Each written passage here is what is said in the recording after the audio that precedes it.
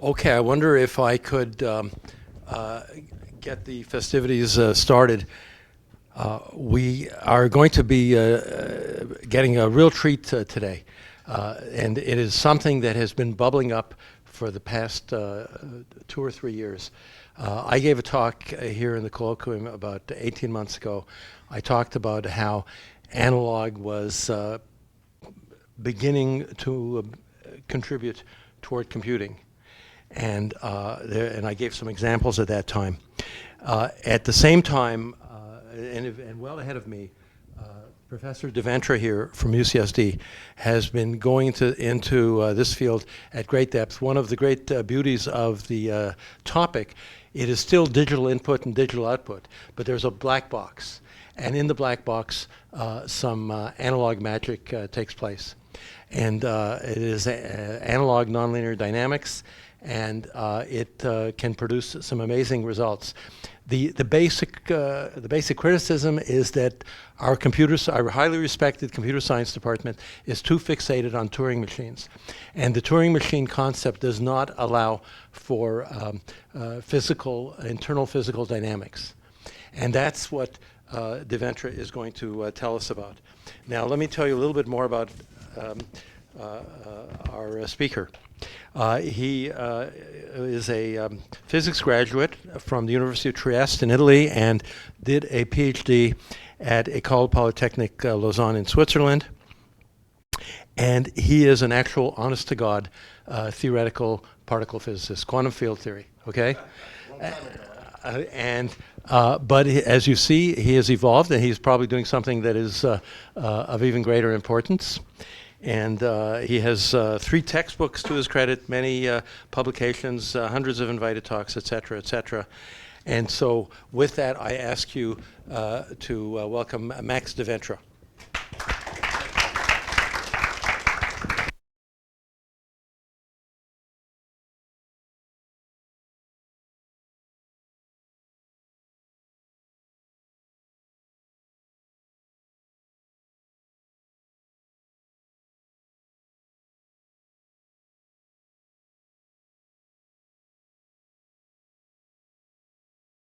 They say it's working. Okay, there you go. Okay, now it works.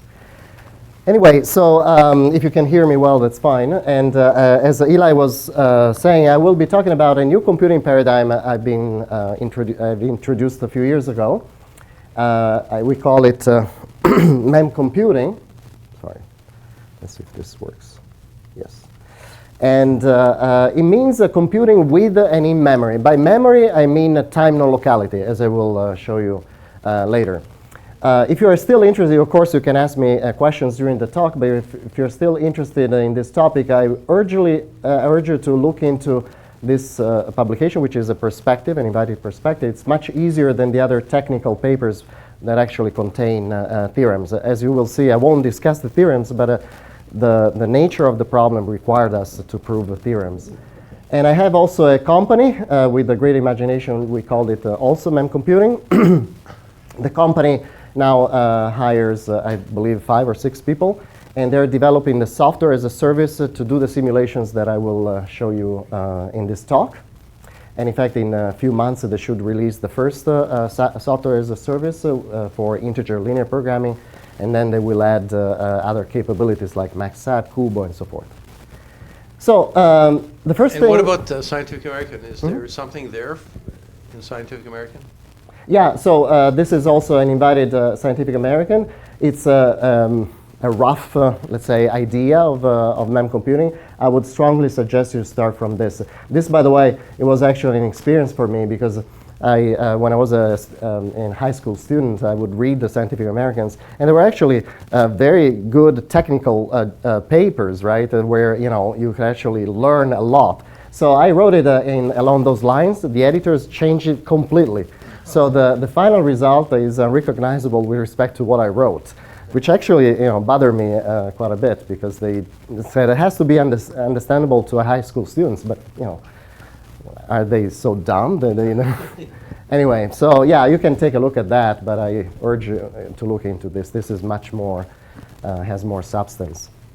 So what problems do we want to tackle? That's the first question we want to answer. So we want to really solve the tough real-life combinatorial optimization problems of this type. For example, you have a backpack that can carry a certain weight, and you have several weights that weigh differently. And you ask the question if there is a subset of these weights that actually can fit into this. And if you want to make it even more complicated, you say then they cost a certain amount of money, right? And you have to optimize also that. Now, when the number of elements is small, then it's easy to solve this. But when the number of elements starts to grow, for certain instances, this problem becomes really tough. And in fact, we will be looking only at the toughest instances within this class. Remember that in this type of problems, you can find instances that are easy. We don't want to look at those. We want to look at the toughest ones. And these are not the only ones. In fact, you find this type of problems in flex scheduling and routing, chip design, electric power distribution, the ground state in a non-convex energy landscape. I'll show you the Ising spin glass, for example, and autonomous vehicles response to environment, and many, many more. Okay, so these are the problems that we want to tackle. So as Eli was saying, how do we actually try to solve them nowadays? Well, we use a paradigm that I think you all know, right? That was introduced more than 80 years ago by Turing. And stripping out all the math, it's essentially a mapping between a finite set of symbols, a finite string of symbols, into a finite string of symbols. So integers into integers, for example. And the transition function, or the mapping itself, is done with algorithms. So that's how we solve these problems. So we essentially try different algorithms, and there is a lot of research going into that. And that's the type of approach that we use to tackle that those type of problems. Are there any alternatives? Well, since I'm a physicist, the first question is, can we use physics to compute? And already you know one example, which is very famous. It's quantum computing.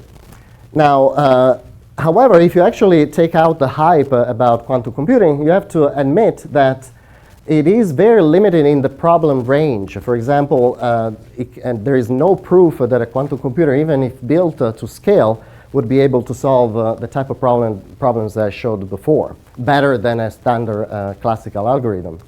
The other thing that is important for you to remember is that a quantum computer has to be built in hardware. You cannot simulate a quantum computer in software because the Hilbert space explodes exponentially. And so you need the really hardware to actually take advantage of a quantum computer.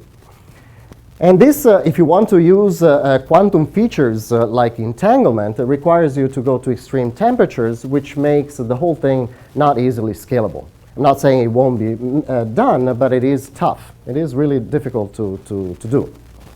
However, it is a misconception that only quantum phenomena could be used to actually compute efficiently. In fact, we, as physicists, we have at our disposal a huge amount of physical phenomena we can tap into. Memory or time locality is one of them, and that's what I will show you. However, before before going into the details of the machines, I want to answer a question: what type of properties we really need to have scalable machines? So machines that actually can scale with size. Now, the most important one is that you need to have, like the Turing machines, right? Input and output have to be digital, in the sense that you have to be able to read and write with an error that is independent of the size of the machine. Similar to our transistors in these machines that actually represent with a high current a logical 1 or a low current a logical 0, but with an error that is independent of the number of transistors you put in, right? That's what you want. So this is what I mean by digital input and output. So this allows you, as I said, to do this without worrying about precision and scalability. If these were in fact real numbers, you would have a truly fully analog machine, and a real number requires an infinite amount of bits in general to be represented, so you would be susceptible to noise, and so it would be difficult to scale it. And the other thing is that, again, I don't want to insult anybody, but we don't want to follow the route of quantum computing, and we want to actually do this with present technology, so something that we can actually build nowadays. And that's what I'm going to show you. And so what we will do is we'll couple or map integers into integers, but we will use physics in between. So we actually came up with a concept, a new concept we call the universal Memcomputing machines. Universal because they are actually Turing complete. And the idea was that unlike our standard machines where memory and the CPU are separate, what about you let memory do the whole work? In other words, apart from a control unit that tells the machine what type of program to execute and an input and output, what if the memory in a broader sense, so time non-locality, actually does everything? So you don't need to transfer information between a CPU and memory, but everything is done in memory. And we call these MEM processors. If you're interested, I won't go into the details. We actually define them formally to prove theorems, but I won't go into those. So these are like neural networks of MEM processors with memory. But as I will show you, the networks have to have a very specific topologies, architectures, to actually solve the problems that I showed you at the very beginning. So they have to be extremely constrained.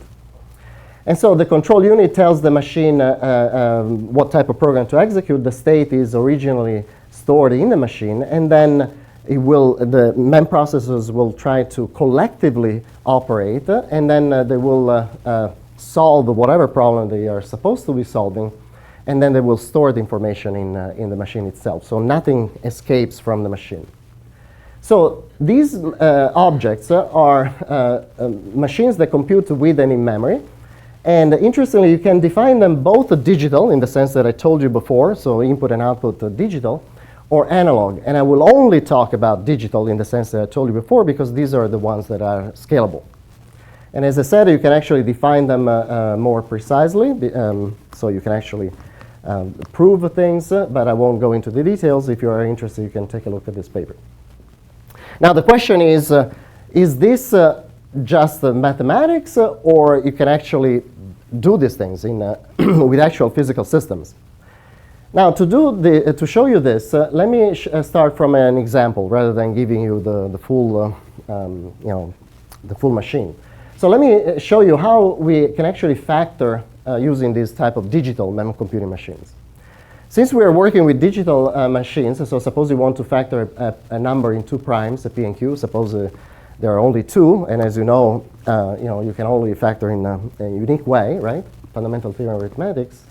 Then if we want to work with the digital machines, then we write these numbers in binary format.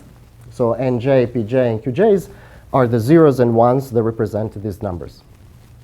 Okay, suppose you know p and q, then you multiply them together and you get the remainders. This is standard arithmetics, right? So we're used to the decimal arithmetics. This is a binary, but it's the same thing. But if you look closely, the remainders are sums of products of these zeros and ones, right, that I just wrote here. And if you want to transform this as a Boolean circuit, the sums are exclusive ORs, and the products are logical ANDs. So I can rewrite the entire operation of a factoring number as a Boolean circuit. In fact, it's not even unique, right? I can choose different basis sets, and I would have different types of Boolean circuits. So here is an example. You have a number 35, which is in binary written this way, and I have a q0 times and p0 plus q0 times and p1, blah, blah, blah, until you get this number. So this is what you would do if you knew q and p. Of course, you want the reverse. You want to actually give the machine n and spit out p and q. Now, if you look closely, if you want to do that, then this type of machine should actually get signals also from below, not just from above. It needs to be able to adapt to signals that come from below and from above at the same time. So in other words, you have to completely change the way logic is done. And that's where physics comes in. Okay, so this is what we do. We take any combinatorial optimization problem, and this can be written as a Boolean circuit. This is, by the way, not non-unique. In fact, for simulations, you can choose one that is more conducive to simulations than others. And then we replace the the gates with the special gates that I will show you, which are physical gates. So we transform literally logic into a physical problem, maintaining the digital structure of the input and output, but inside the system adapts to actually always satisfy the logical proposition. So let me give you an example. So here is again an AND, and this is the truth table. And so a standard logic gate can only do this, right? You give an input, and it gives you out an output. And that's it. That's the only thing it can do. But now suppose, at a high level, suppose that inside this gate, there are extra degrees of freedom. You're interested only in the outputs, right? So the only thing you care about is that these outputs will always satisfy the truth table. That's the only constraint you need. But inside, suppose you have internal degrees of freedom, memory degrees of freedom, right, that give a time non-locality to the system, so that the system is able to always self-organize into the correct logical proposition. Now, this is not one-to-one invertible, because this is not a one-to-one invertible. But what I want is the following. If this is 1-1, I can design a physical system that adapts to give me only 1, which is this, right? But if I come here with a 1, I can design a physical system that gives me only 1-1 and nothing else. And if I come here with a 0, I have 3 possibilities. So it will give me 0-0, 1-0, or 0-1. 3 possibilities. Which one will it be chosen? Well, it depends now, since this is a dynamical system, it depends on the initial conditions. And the initial conditions of the internal degrees of freedom and the environment in which this thing operates. So this is the general idea. I'll show you in a moment how we practically do it. So we essentially transformed logic into a physical problem so that I'm able to invert, or better, render logic bidirectional, logically consistent, but bidirectional. And when you put these self-organizing logic gates in a circuit, and you give a certain input at certain terminals, then you can actually read the output when this thing will self-organize to give you the correct solution. That's what the general idea is. So in more details, how do we do that? Well, there are several ways you can implement this. This is one way. So again, suppose this is an AND gate. By the way, we use electrical circuits because they're easier to scale, but you could also use optics if you want to actually implement this. But electrical circuits are easier to implement and scale. Now, we have objects here we call dynamic correction modules that do the following thing. So suppose this is 1, and this is 0, and this is 1. And suppose you represent the logical 1 with the plus 1 volt and logical 0 with minus 1 volt, but you can choose whatever you want. Then this terminal will read through this dynamic correction module, will read these 2. And by reading it and checking this table says, I'm wrong. And so what it does, it injects current, so it increases this voltage to satisfy the logical proposition. This one will read the other 2 and says, I'm wrong. And so what it will do, it will take out current, so it will satisfy this part of the logical proposition, and so forth. And they will try to compete with each other until a solution is found. Okay? Dynamically, it's found according to the initial conditions and the environment in which these things find themselves. More detail, you can build these things using resistive memories, but you can actually emulate the resistive memories with transistors. So you can literally do this using standard transistors, standard CMOS. You don't need any special materials to do these things. And this, by the way, you can build this for logical OR, logical AND, logical XOR, anything you want. And then you assemble this using the same Boolean circuit that you generally are given by computer scientists or mathematicians, but you replace these gates with these special gates.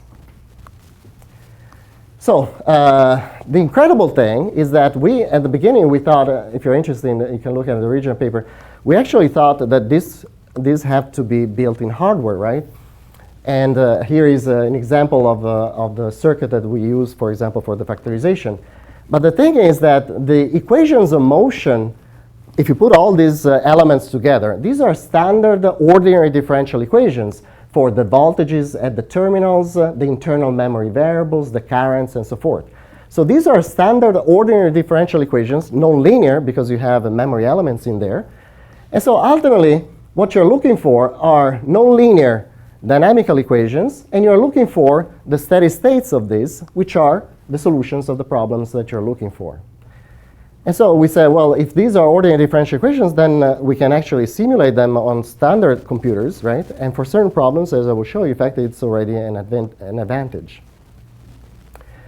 So the interesting thing is that, however, it's not so simple, right? Because these are nonlinear dynamical systems. And as you know, nonlinear dynamical systems may have different types of attractors. Now, we represent the equilibrium points of these equations, I mean, the solutions of the problem as equilibrium points. And if that's the case, you don't want to have limit cycles or periodic orbits, right? And worse, you don't want to have chaos. And nonlinear dynamical systems in general may have both, right? Now, you can actually say, I map the solutions of the problem into periodic orbits. If you do, then you have to eliminate equilibrium points and chaos, right? I don't know how to do it with chaos, but you got the point, right? So if you actually do it like we did, using equilibrium points for the solutions, then you have to eliminate the periodic orbits and chaos. Now, the interesting thing, and that took us a while to actually prove it, is that the type of dynamical systems we came up with are what mathematicians call point dissipative systems. Now, these are special dynamical systems that have bounded orbits and a global attractor, which means that no matter what is the initial condition, the system will always go to the attractor. And that is the key to actually prove the rest of the properties. If you're interested, this is actually a book written by a mathematician expert in this field, Jack Hale. And at least the first 3 chapters are easy for me to understand as a physicist. Then it becomes a little bit more complex. But you can take a look, or you can take a look at our paper. Now, if you do this, now for decision problems like the subset sum problem, then if you prove that they are point dissipative systems, you can actually prove many more properties. I will refer to you to these papers where we have the theorems. But the properties are that the only equilibrium points are the solutions of the problem. That's the first thing you can prove. And the equilibrium points are reached exponentially fast. And in fact, the convergence rate scales at most polynomially with size. Not only the rate, but also the space and energy. And if there are... The acronym DMM, what's DMM? Digital Memcomputing Machine. I know you don't like acronyms, but it's shorter. And we can prove that if there are no there are equilibrium points, then there are no periodic orbits coexisting with these solutions. And you can prove this using functional analysis. I urge you to look at this if you're interested. What's the meaning of exponentially fast? That the system can actually go in with a rate that is exponentially fast to the solution. So given an epsilon, which is, let's say I want to say plus 1 volt or minus 1 volt, within that epsilon, the system gets in exponentially fast. And if there are equilibrium points, then there cannot be chaos. We can prove this both ways, using topology or function analysis. In fact, we can prove even something more, that if there are no equilibrium points, there cannot be chaos. There can only be periodic orbits. So how do we solve a general problem? So suppose you have a problem like a traveling salesman or a subset, whatever. You select the problem. You write it into binary representation. And this is well known. And then you substitute the standard gates with our self-organizing logic gates. And either you build these things in hardware, or as I will show you, you can actually simulate their dynamics and read the solutions at the appropriate terminals. So what I will show you in this talk, since we are theorists, we're not experimentalists, I will show you only simulations, okay? So simulations of equations of this type or similar equations. And we actually implement them using interpreted MATLAB. And what we do, we look for steady-state solutions, which are the solutions of the problem you're looking at. Here is factorization, a bit larger than the one I showed you before. It's 11 bits, number 8073. Now we're simulating literally the entire circuit with all its resistive memories, transistors, whatever. And you have the dots here are the input and output. There is no difference between input and output anymore. Black is white and white is 0. Now the circles are the zeros and ones representing this number, which are the, as I said, we represent with the plus 1 volt the logical 1, minus 1 volt, the logical 0. So what we do, we switch on those voltages and we let the system self-organize into the solution. And we start from a random initial condition because these are point dissipative systems. So no matter what is the initial condition, they will go there. So here is the simulation. Now it's difficult to see this, but if you look closely, it's like there are waves here that actually move across the entire lattice. These are solitons. In fact, in one dimension less, there are instantons, and I'll show that analytically later. So essentially, the system, here it's an easier sketch. The system starts with the defects, logical defects. At the beginning, it's not satisfied. And so the system will try, the machine will try to eliminate these solitons and does this as steps. Okay, so it will try to push out the logical defects until it finds the solution. That's how it works. Now, just a quick question. Sure. It seems to have started as the traveling salesman problem, and but we can't see that up on this slide. No, it's just as an example. It's an example. And I will show you subset, I will show maxat, Kubo, and so forth. Yes. So yes. You run these simulations, and so you get varying answers at different times. Is that correct, or is it always? No. Why? Because I think there would be like points where you set up a certain way, and then you change the variables, and you get a different conclusion. If you change the different variables, you will change the problem, right? You're talking about perturbations to the variables? Yeah. Because a perturbation, I'll show you, they're robust. Okay. That is robust, and that's because they're topological. They use solitons or in one less dimension instantons, and I'll show you later. Okay. So they're robust against those perturbations. And suppose you actually want to factor a number that has no solution. Suppose you want to factor a number which is already a prime. You know where it should stop. It should stop here, but it will go on and on and on. Now, this looks chaotic, but in reality is a periodic orbit, possibly with a very large period, which practically looks chaotic, but it's not chaotic. We can prove that analytically. Yes? How do you know when you've reached the solution? I already know this guy. How do you know when you've reached the solution to the problem? We know the scalability of this thing. And that's what I said. So will it just oscillate back and forth? If it doesn't, yeah, it should stop here. We know the scalability, but it goes on and on and on. Now, suppose I want to solve the problem similar to the one that I showed the very beginning, which is the subset sum problem, for those of you who know about this. So you have a set of integers and a target one, S, and you ask the question, as I showed at the beginning, is there a subset that sums to this, right? Now, why we chose this one? Because when there is an easy way to find the toughest cases in this case, and that's when the number of elements is equal to the number of bits that represent each element. When that's the case, there are no pseudo-polynomial algorithms for that case.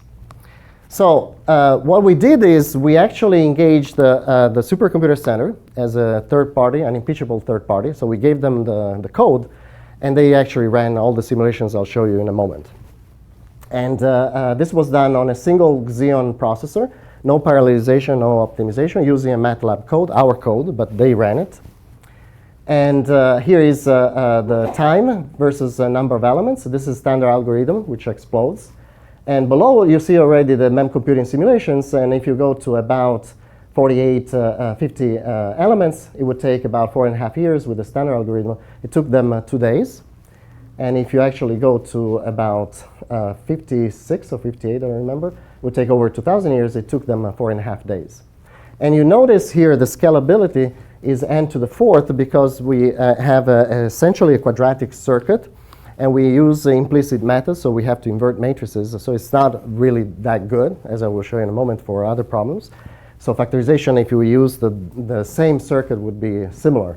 So that's why we're doing in a different way. And what about NP-hard problems, like an optimization problem? Now, in this case, we cannot guarantee that we go to the optimum, right? So the only thing we can say is that what is the best, what is the best solution we can get to? So generally, these problems are written in what is known as conjunctive normal form, where you have variables related by an OR gate. So this forms a clause, and these clauses are related by logical ends. And the goal is to maximize the number of satisfied clauses or minimize the number of unsatisfied clauses. So what generally we do, we take a percentage and we say how long does it take for you to go below that percentage?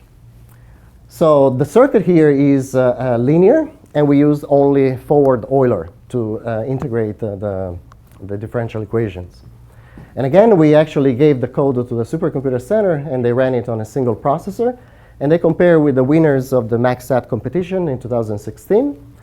And they try to look at the toughest cases known in approximability gap, so even approximations are tough. And here is a time in log space versus a number of variables. These are the two winners in this competition, and they explode exponentially. And these are the results of the supercomputer center using our code. And it is linear up to 2 million variables. In fact, if you extrapolated these things, it would take over the age of the universe, of course, to go to this size. And it took them 2 hours to actually reach that threshold. In fact, the time is not even the limit, because they actually pushed it to about 1 billion literals, so a variable or its negation, which is about 64 million variables. And it's pretty much linear with a number of variables. And the limit was the processor that they had, because they're solving differential equations. So the RAM is linear, right? Required is linear, but they had to fit the number of equations into the processor. So they had 128 gigs, and that was the maximum that they could actually do it. Now the code has been transformed into C++, and so you can actually push it further. Yes? So I'm a little confused here at Yes. this point. When you run the simulation of this thing, then you're basically on the Turing machine. That's right.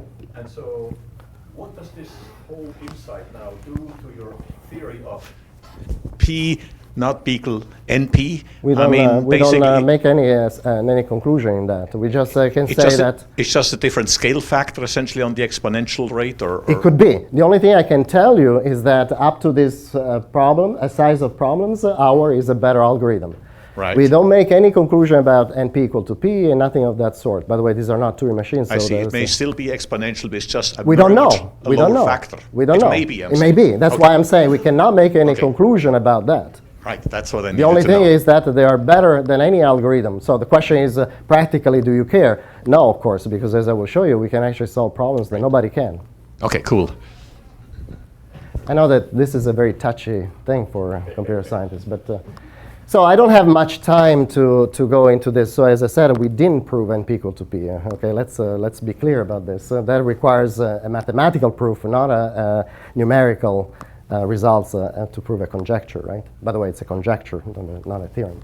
Anyway, so I'll show you just a few results more, the Ising spin glass. So the supercomputer center actually looked at the random 2 MaxSat, the MaxCat forced random binary problem, MaxClick. These are, again, optimization problems. So you can look at this paper, and they are always, we are always faster, orders of magnitude faster than the winners of the MaxSat competition. By the way, for each of these categories, you have a different winner, because they specialize for different problems. Ours is general, right? It's just a set of gates.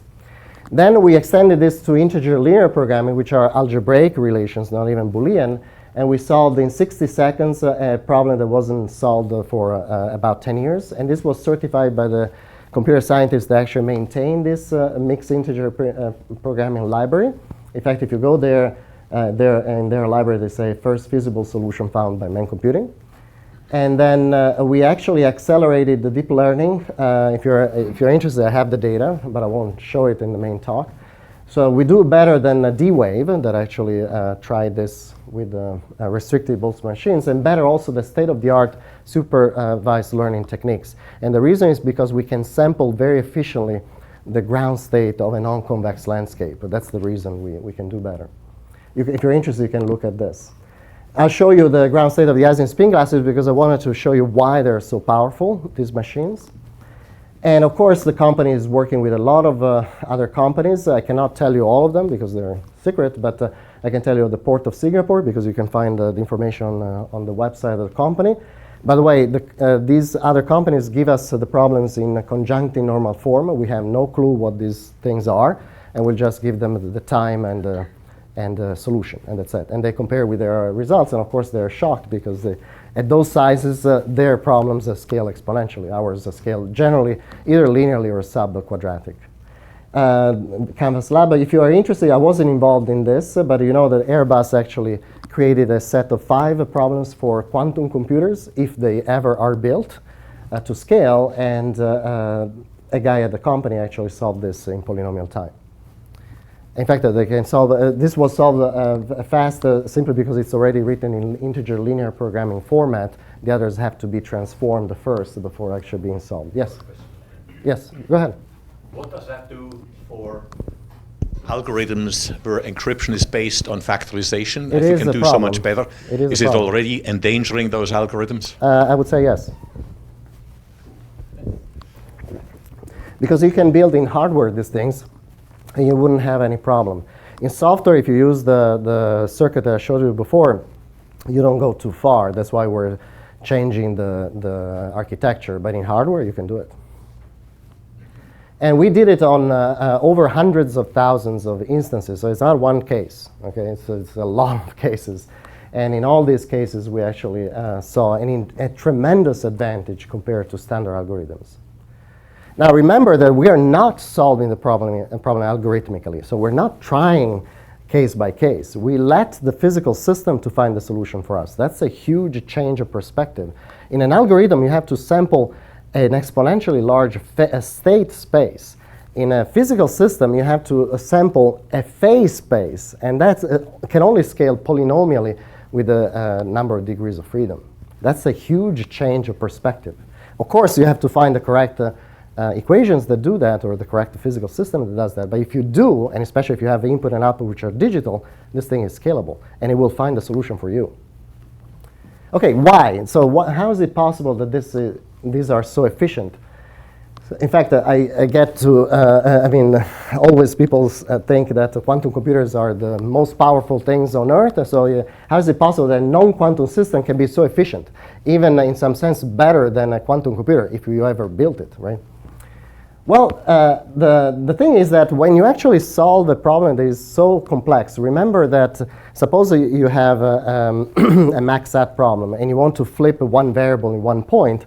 In some sense, you should be able to flip a variable anywhere in the problem specification, right? So in some sense, there has to be some form of correlation between these gates that has to emerge naturally. In some sense, the machine has to have a global knowledge of the entire phase space. And the key are these spikes that you see. So the system, and this is for factorization, the system starts smooth, and then the gates realize they cannot be satisfied. Remember, the connectivity is local. They cannot be satisfied locally, and so they have these spikes until they find the solution. And here is one of these spikes. If you look at the correlations between the different voltages anywhere in the circuit, they're actually flat, and they decay only at the boundaries. They're flat. They don't even decay as a power law. They're flat. This in physics shows sort of a superfluid behavior. It's like the system is extremely rigid. It becomes a unique entity. And so the machine literally is able to see anywhere, correlate anywhere in the system. So if a voltage here needs a 0, instead of taking it locally, is able to exchange it in a correlated way with any other voltage anywhere in the system. That's an incredible thing. It's like driving this system through a phase transition, and that is in fact what's happening to a critical state. So to show this explicitly, I go to the example that you wanted to see, right? So the ground state of Ising spin glasses. For those of you who don't know, these are systems where spins interact via random interactions, and this is the Hamiltonian. And in this case, this is an optimization problem, so we don't know the ground state. And so what we did, we took actually benchmarks that have been created for quantum computers. And these benchmarks are such that you take a lattice in 3D, and you replace the lattice with loops of ferromagnetic loops, and only one spin that is unpaired. And so these are highly non-local objects, so they're difficult to find. but you can write this energy as a sum of energies of the single loops. So you know the energy. It's difficult to find it, but you know the answer. So it's like planting solutions. And in fact, these are planted solutions. And so what we did actually, you see immediately, we compare with simulating annealing, parallel tempering. Cplex is a commercial solver. They all explode exponentially. And this is the Memcomputing approach. In fact, it gets even better the more you increase. There are less variability. And it scales subquadratically. The important thing is that if you look at the energy of this as a function of time, this is for one simulation, you have, without memory, internal degrees of freedom, it gets stuck. It will stay there. The red curve is the without memory. But if you actually add memory, you have these jumps, right? And then it could actually go up. The energy does not necessarily go always down. Remember that the important thing is the final result, right? What is in between, it can do anything, right? And if you look at, in real space, and you look at the number of spins that actually flip, at a certain point, you have entire clusters of spins that flip at the same time, clusters that span the entire lattice. So it's literally like a phase transition. So the system literally is highly correlated at this particular point in time. In fact, if you look at the size of these avalanches, right, and you look at the distributions of these avalanches, we actually can prove analytically that these are, they actually follow a critical Borel distribution that has this type of scale-free property. And these are the numerical results done on random 3-sat at the 4.3 transition, if you know what it is. And as you can see, in fact, the system literally self-tunes itself, self-tunes into a critical state. That's what happens. So we literally switch on the input that we want to solve, right? And then the system literally self-tunes into a critical state. And by doing that, becomes rigid. So it's essentially able to correlate at the entire lattice. So for the entire, the whole distance, right? Now, I know that Eli didn't want me to show this. In fact, I will skip it very fast. We'll do it very fast. You can prove this analytically. And so what I talked about before, solitons and in one dimension less instantons, we can actually prove it analytically. The equations of motion that I wrote before of these machines are the simplest field theory you can think of. So in physics, you know that a field theory can be represented as a path integral representation.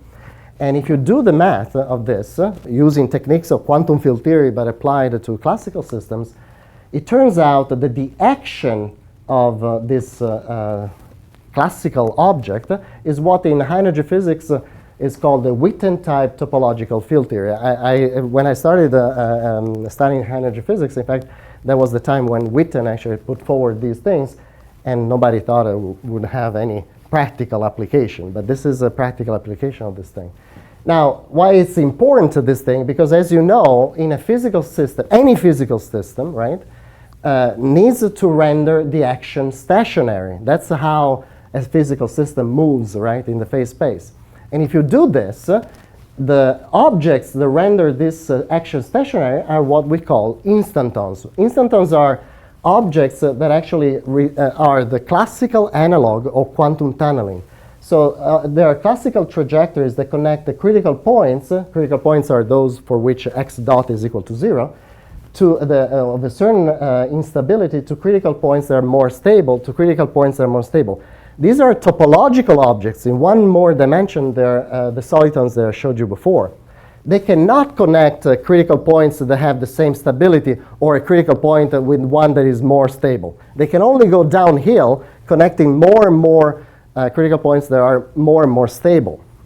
So what happens in the phase space is that you start from an initial condition, and then you have a critical point with certain stable directions and some unstable directions.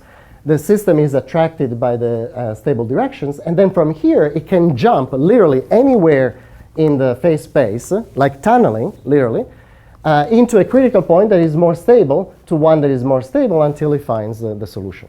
That's how these machines operate. Now, the fact that these are topological objects and the critical points are topological objects, which means you cannot change their character, number of unstable directions, or their number, unless you change the topology of the phase space, this thing is extremely robust against noise and structural disorder. Now, you can see this in the simulations I showed you before, those done by the Supercomputer Center. They actually were running for 23 hours using forward Euler. There is a huge amount of errors there, numerical errors, right? And yet, they were still linear. Now, we did it also explicitly by adding noise, and despite the trajectories can be different, then the initial final state is the same. Now, if you actually look at the amount of noise that we put here, is even more than the one that would be sustainable by any physical system. So you really have to destroy the physical system to actually destroy this thing. Of course, if you change the topology, you break one wire, you change the topology, then you destroy it, right? But if you change the, let's say, the resistances are not the same, transistors are not the same, as long as it does not change the topology of phase space, this is robust.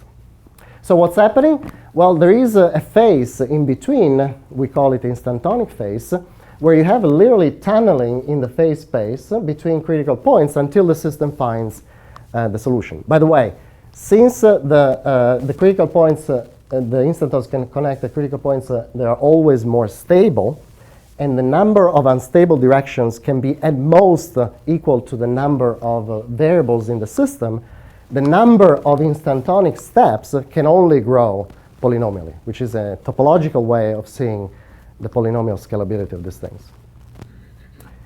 All right, so let me finish this thing.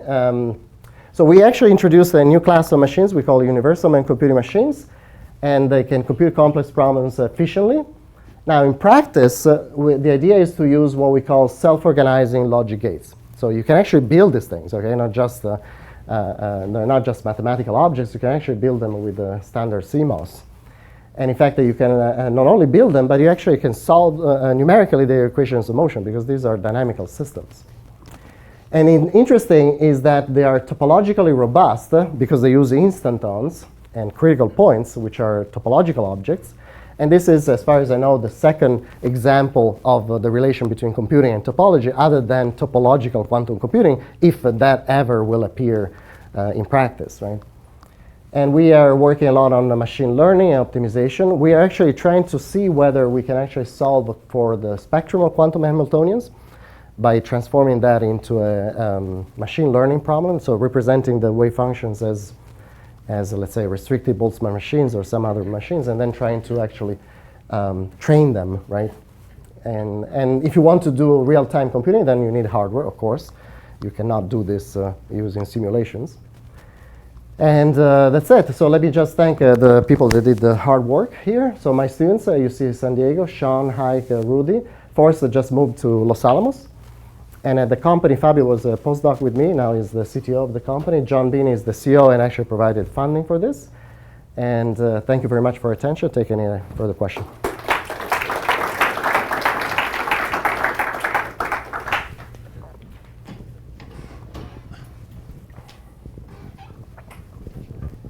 Yeah, so in principle, you basically form this network of devices with inputs connected in various ways, or input/outputs, right?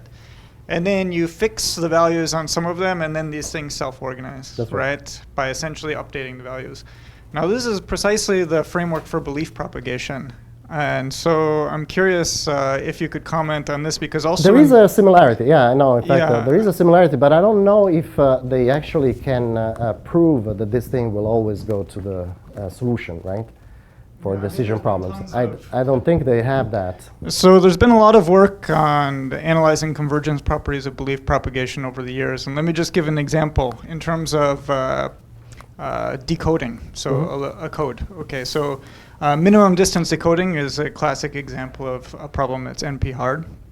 And yet for decoding like LTPC codes or whatever, belief propagation is used, and it gives answers that are essentially optimal. So this apparently NP-hard problem can be solved in essentially linear time using this architecture, which is very similar. So I'm just curious. We're doing similar things with hardware, checking of hardware. I'm not, I mean, I know of belief propagation. In fact, I talked to some of the guys that are actually using it. I'm not sure they actually have ever reached conclusions like ours. I know that for certain problems they're useful, so I'm not claiming that they're not useful for those. I'm saying that for certain problems they may be as good as ours. That's it.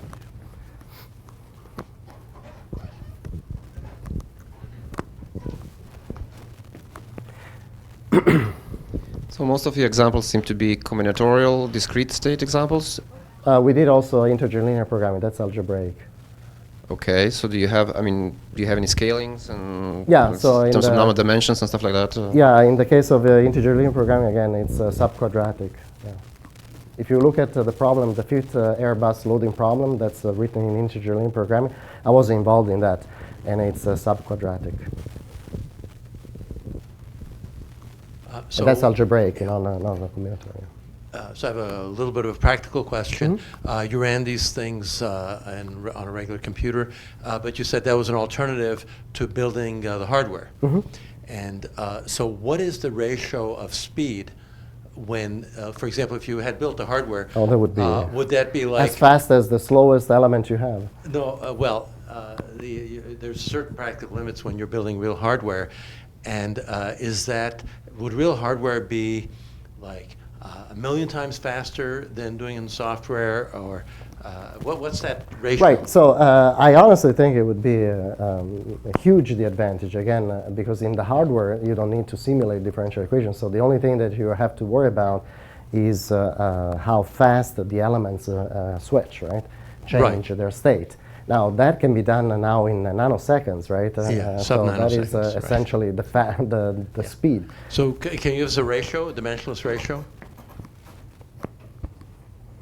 I think you're talking about orders of magnitude here. Oh, many. Yeah, orders of magnitude, for sure. Okay. The examples you showed, you had like two inputs and one output.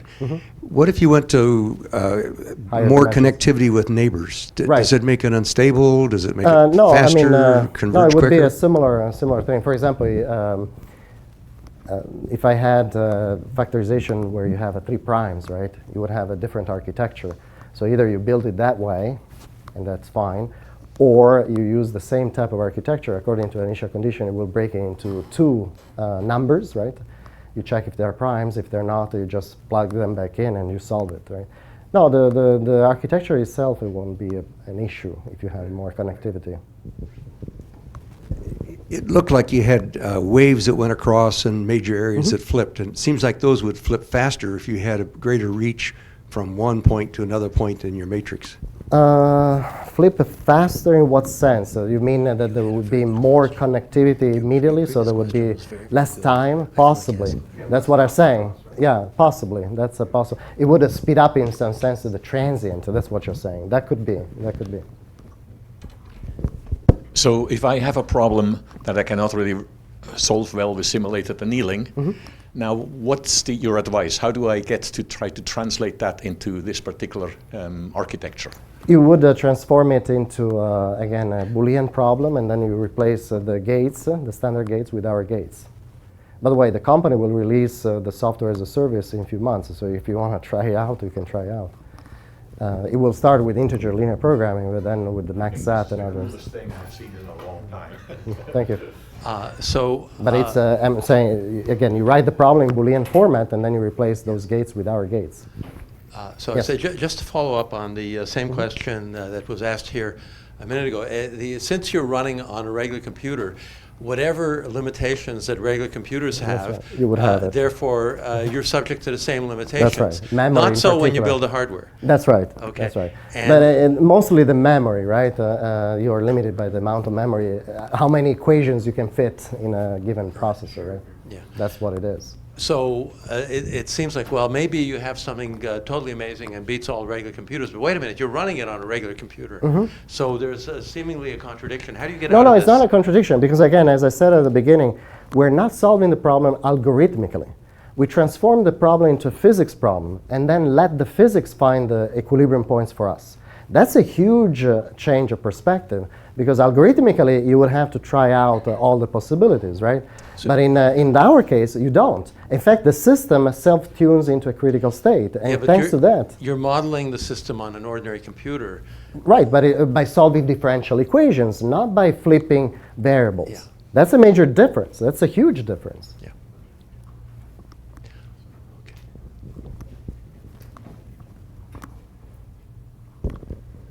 So for example, with the traveling salesman problem, to find the optimal solution might be really difficult, but maybe there are algorithms that could find a solution which is good but not quite optimum. And so I'm just wanted to that, clarify. So what you've done is, are you finding the optimum solution? And No. Okay. In general, for optimization, we cannot guarantee it. No, of course not. Okay. We So then, find the best we can find, uh-huh. and that's it. And Now, it the- turns out when we look at the machine learning problems, for small cases where we can actually check brute force, we always find the ground state, even in non-convex landscapes. But we cannot guarantee this for large sizes. However, in machine learning, we can train so efficiently that we must be able to sample the distribution, the mode of the distribution very efficiently. Otherwise, we wouldn't be able to do. Let me show you the results.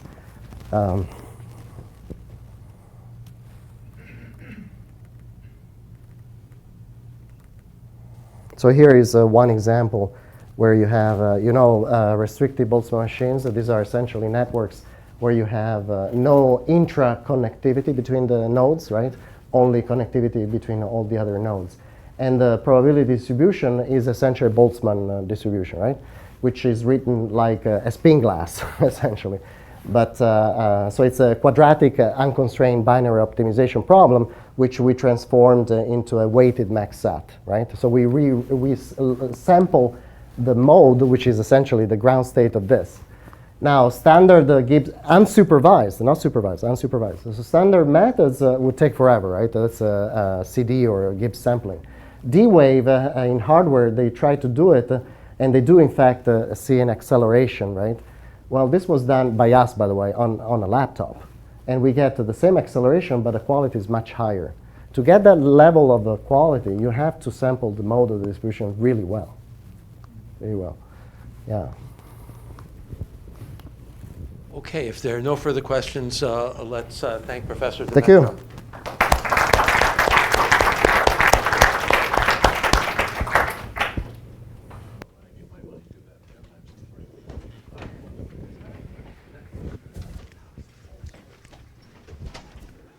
So some of us think that this is quite revolutionary for CS, and very few CS professors showed up. I'm very glad you showed up.